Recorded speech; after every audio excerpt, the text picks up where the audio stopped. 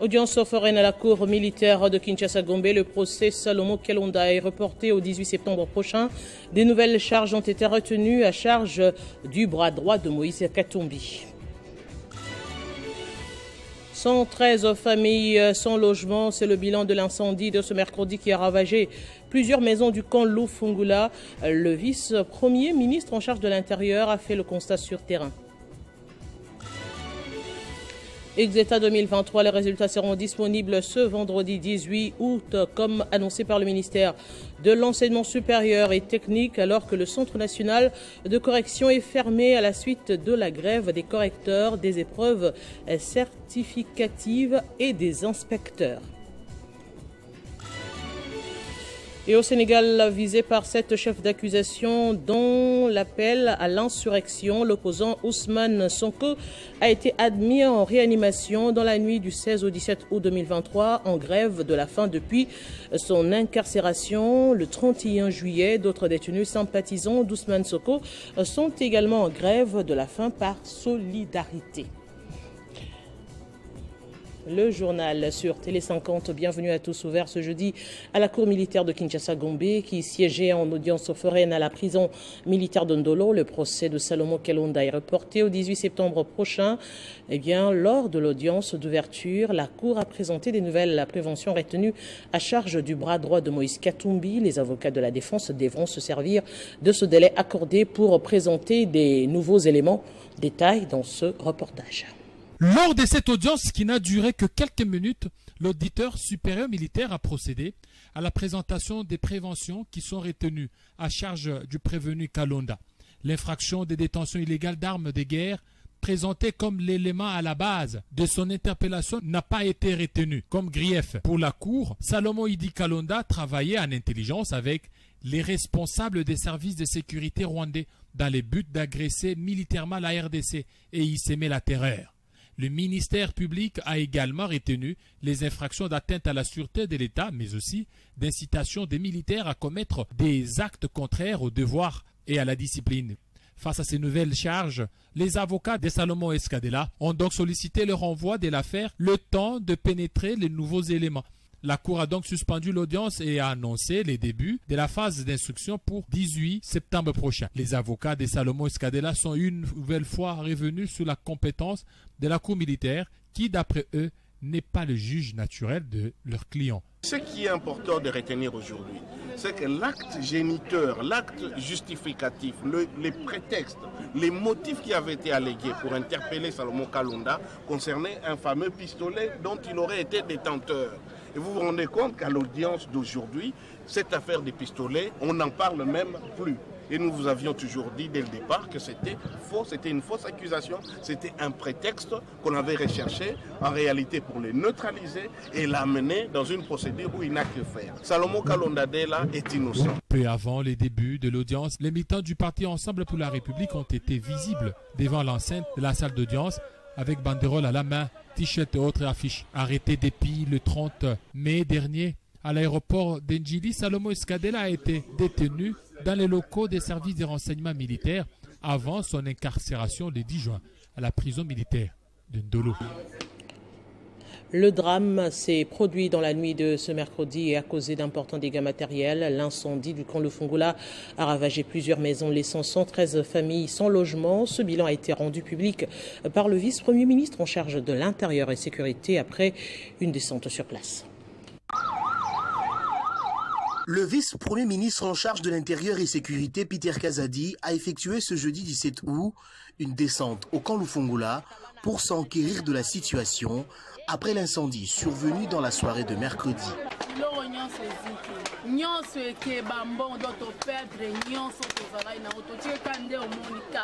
En tête d'une forte délégation, Peter Kazadi Kankonde a chargé le vice-gouverneur de Kinshasa, Gérard Moulumba, à assainir le lieu après le drame.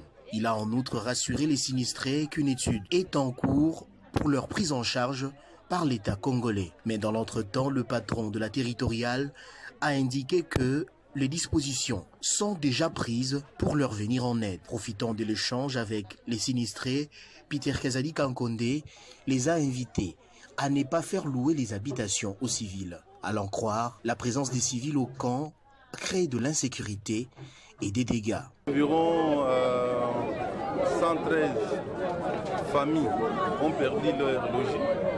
En concertation avec mon collègue des affaires sociales et actions humanitaires, nous allons préparer une réponse rapide pour essayer de soulager tant soit peu les familles des victimes.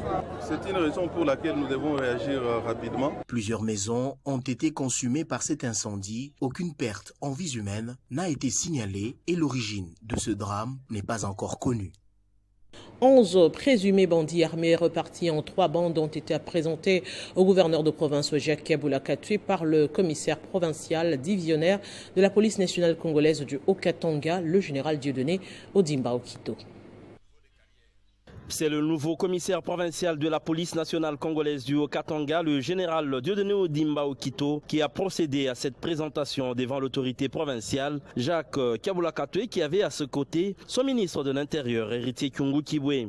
Selon les commissaires divisionnaires Dieudonné Odimba Okito, ces hors-la-loi sont répartis en 3 bandes. La première avec comme leader Jean-Louis Kassongo, porteur de 2 armes AK-47 et de plusieurs munitions. Il est un repris de justice et spécialisé dans le braquage des expatriés travaillant dans les mines ainsi que des véhicules déminérés. La seconde bande est composée de pickpockets qui sèment terreur et panique au quartier Zambia dans la commune de Laroachi. Et la troisième bande est dirigée par Kachelewa Kaozi, vendeur de stupéfiants et chef du gang des casseurs des vitres. Les services de sécurité ont réussi à mettre la main sur eux. En réaction, le gouverneur de province Jacques Kaboula Katoué a remercié la police pour ce travail qui contribue à assurer la sécurité sur toute l'étendue de la province. Nous sommes très contents du travail que vous venez d'abattre dans peu de temps que vous êtes à la tête de cette province. Évidemment, c'est des bandits mais armés avec 2 armes et des munitions. Et nous voulons vous encourager pour que ce travail se fasse et que la population retrouve sa quiétude. Jacques Kaboula Katoué promet par ailleurs d'envisager de nouveau le transfèrement des prisonniers du Haut-Katanga vers d'autres prisons du pays. Ils seront déférés devant la justice, mais que nous ayons la possibilité de les envoyer loin de notre province, comme ce fut le cas à un certain moment avec Angenga. Ce joli coup de filet des services de sécurité intervient près d'1 semaine seulement après l'installation du nouveau commandement de la police dans le Haut-Katanga. Les candidats aux dernières épreuves d'examen d'État des 6 premières provinces éducationnelles de la RDC connaîtront leurs résultats ce vendredi 18 août. Confirmation du ministre de l'Enseignement primaire, secondaire et technique, Tony Mwaba. Nous confirmons que la publication des résultats de l'examen d'État édition 2023 aura bel et bien lieu demain vendredi le 18 août. J'ai cru entendre qu'on était en retard, mais je précise ici qu'il y a une pratique depuis un moment où les examens d'État, les résultats sont publiés un mois après la passation de l'épreuve, mais aujourd'hui, comme ça sera annoncé ou publié demain, même si on n'a pas été comme d'habitude dans les mois, mais nous ne sommes pas en retard. Parce que les retards voudraient dire publier les résultats des examens d'État après la rentrée scolaire et après la rentrée académique. Mais nous ne sommes pas en retard parce que nous allons commencer la publication avant la rentrée scolaire et avant la rentrée académique pour permettre à ceux qui auront réussi de prendre facilement les inscriptions à l'université et ceux qui auront échoué de reprendre les inscriptions. Donc voilà, dès demain, les publications démarrent. Aujourd'hui déjà, les lauréats seront connus. Nous avons 26 provinces administratives, 60 provinces éducationnelles, mais nous allons procéder par groupe de 6 provinces éducationnelles. Après l'élection du nouveau comité de la délégation syndicale à la Caisse nationale de sécurité sociale, place à l'installation, les nouveaux membres veulent imposer une nouvelle vision de collaboration entre employeurs et employés pour plus d'efficacité.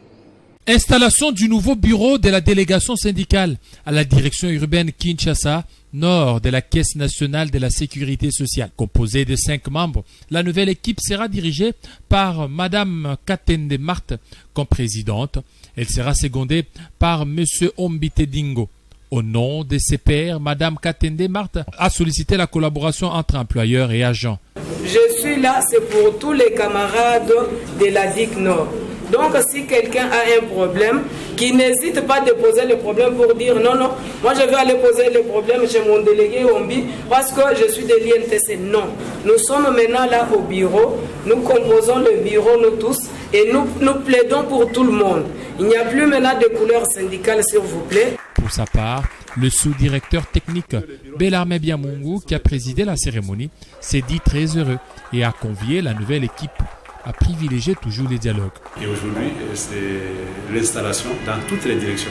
Et pour les comptes de notre direction IPD Kinshasa Nord, vous venez de voir comment c'était bien passé. La cérémonie était haute en couleur. Tout le monde était engagé et du moins nous avons mis en place un bureau de 5 délégués qui se sont choisis eux-mêmes. Et nous étions là pour installer. Vous avez vu aussi la présence des permanents qui sont des témoins. Ils ont commencé à être avec nous depuis le début.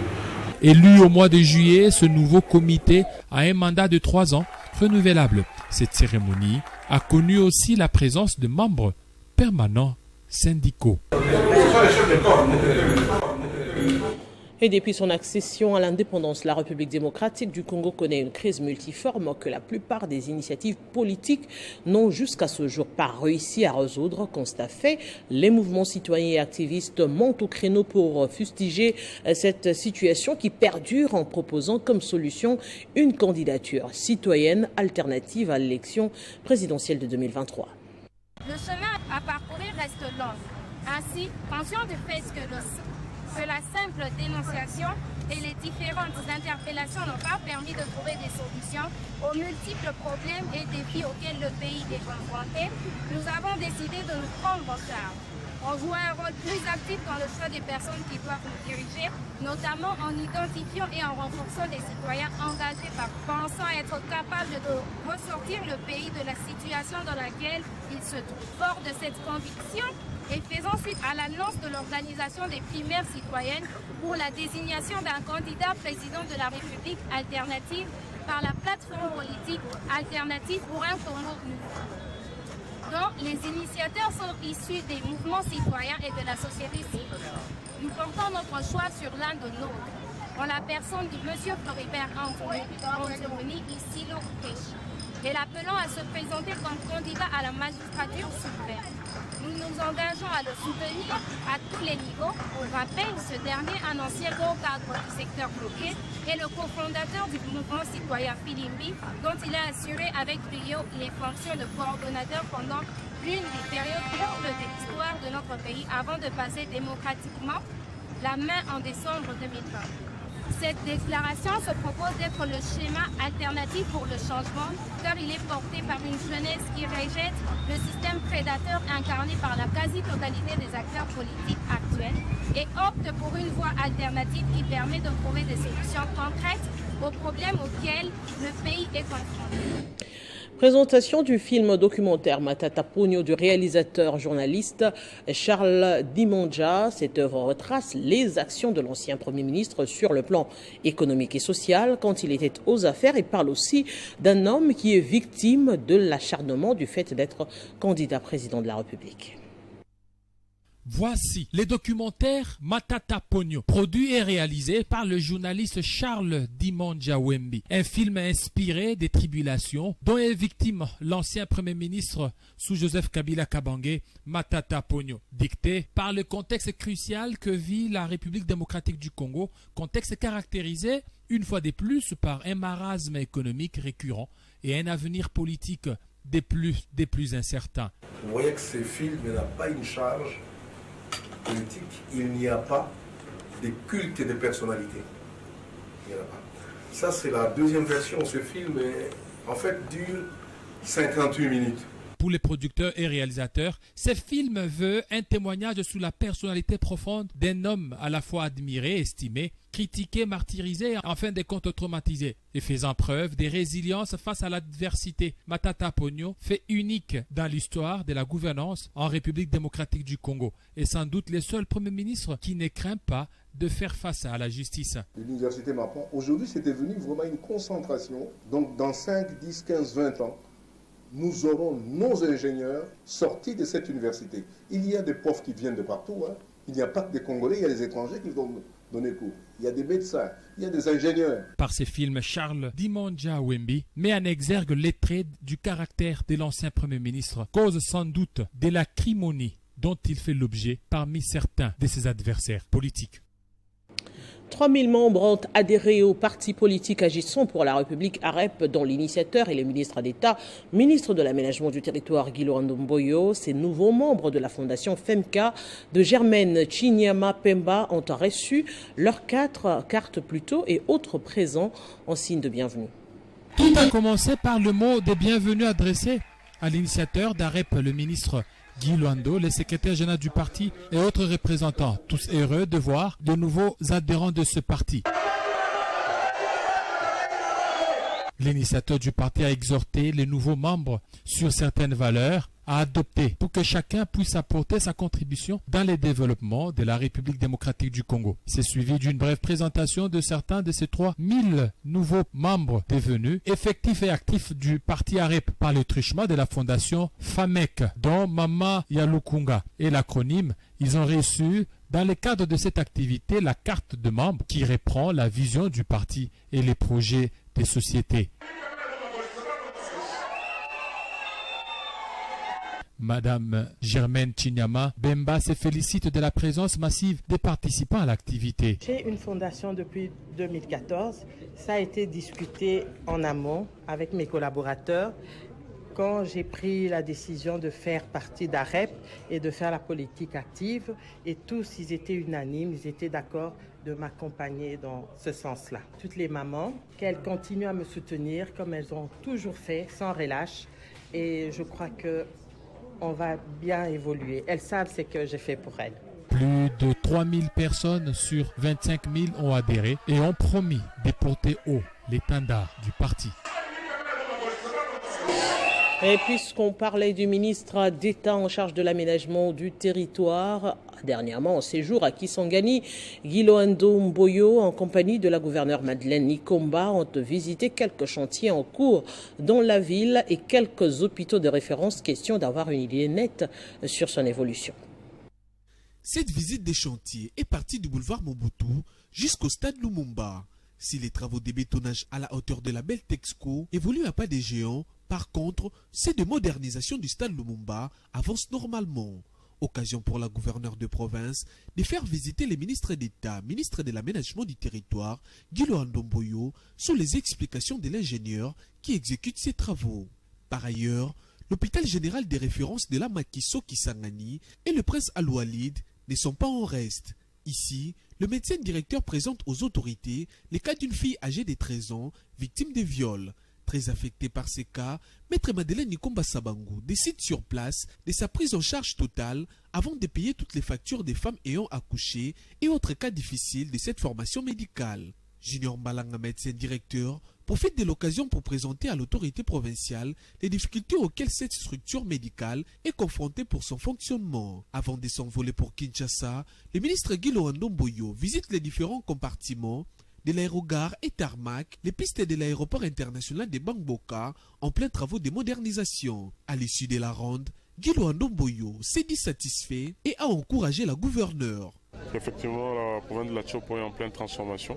Il y a des chantiers, ça et là, des chantiers par rapport aux voiries, des chantiers par rapport aux infrastructures sportives pour la jeunesse, des infrastructures aéroportuaires. Madame la gouverneure Madeleine Nikomba, tous nos encouragements. C'est avec un sentiment de joie et de satisfaction que le ministre Guilo Ndomboyo a quitté Kisangani, chef-lieu de la Tchopo.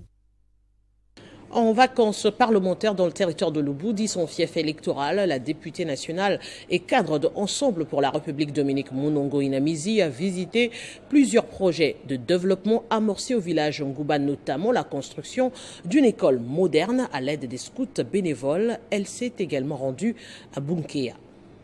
Profitant de ces vacances parlementaires, la députée et haut cadre du parti Ensemble pour la République, Dominique Munongo Inamizi, a visité groupement Ngouba, le camp chantier Kouangé, où les bénévoles scouts contribuent à la construction de 8 salles de classe d'une école pour la formation des filles et fils du groupement Ngouba. Le fait ne brûle aucun si chacun apporte son tison. Inamizi Munongo a apporté sa contribution et ses soutiens aux bénévoles. Des fournitures scolaires et d'autres biens de première nécessité ont été remis aux protégés des Baden-Powell. Je crois qu'il faut encourager les gens qui sont habiles avec leurs mains, avec leurs pieds, qu'ils sachent que tout est possible, qu'il n'y a pas de sots métiers, il n'y a que de sottes gens. Et je crois que les enfants qui vont étudier dans ces conditions seront des enfants qui seront bien formés. Nous ferons tout pour que cela soit ainsi. Touchés par cette visite, les scouts ont remercié la bienfaitrice qui s'est engagée à accompagner ces projets d'intérêt communautaire. La jeunesse de demain n'aura pas beaucoup souffrir parce que vous êtes en train de faire une fondation pour un Congo meilleur. La princesse au service des autres s'est entretenue par la suite avec le Mwami Ngouba. Par après, c'est au cadre d'Ensemble pour la République, Dominique Mounongo Inamizi s'est rendu au niveau des barrières Kakanda où une grande salle polyvalente, œuvre de sa fondation, est en pleine construction au profit de la population riveraine. Pas une seule minute à perdre, Inamizi va boucler sa visite à Bunkeya où elle a remis un lot d'épargne, du savon à la paroisse Saint-André-Jules pour les mamans en retraite à Bunkeya avant d'aller présenter ses civilités au lion de la chefferie des Bayeke, le Mwami Mwenda Bantou, Kaneranera Junior.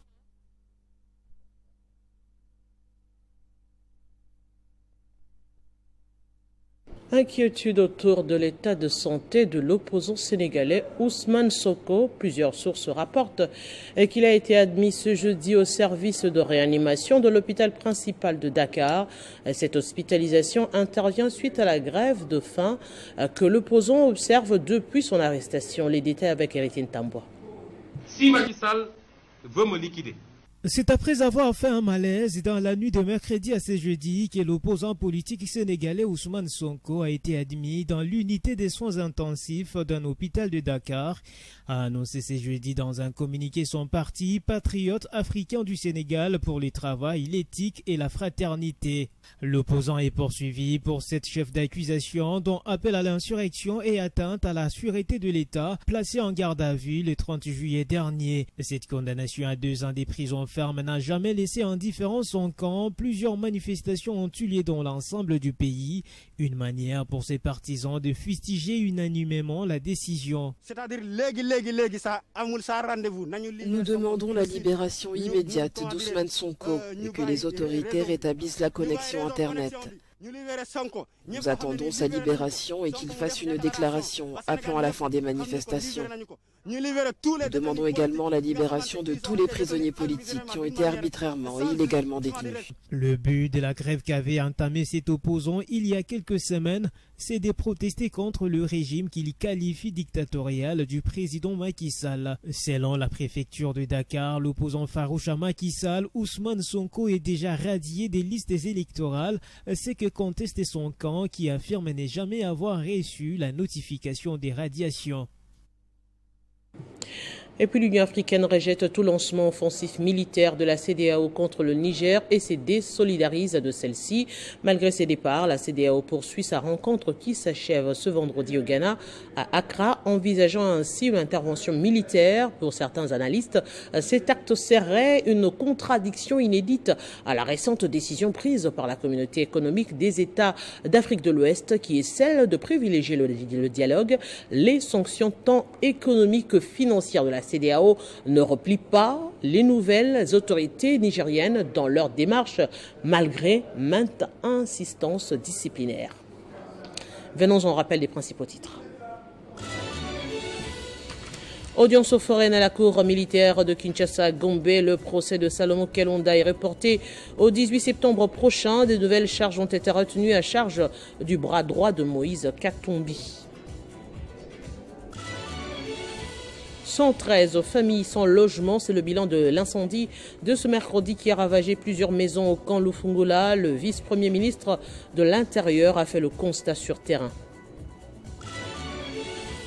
Exeta 2023, les résultats seront disponibles ce vendredi 18 août comme annoncé par le ministère de l'Enseignement supérieur et technique alors que le Centre national de correction est fermé à la suite de la grève des correcteurs, des épreuves certificatives et des inspecteurs. Et au Sénégal, visé par 7 chefs d'accusation dont appel à l'insurrection, l'opposant Ousmane Sonko a été admis en réanimation dans la nuit du 16 au 17 août 2023 en grève de la faim depuis son incarcération le 31 juillet. D'autres détenus sympathisants d'Ousmane Sonko ont également sont plutôt également en grève de la faim par solidarité. Vous l'avez compris, ce journal est complètement terminé. À tous, merci de l'avoir suivi.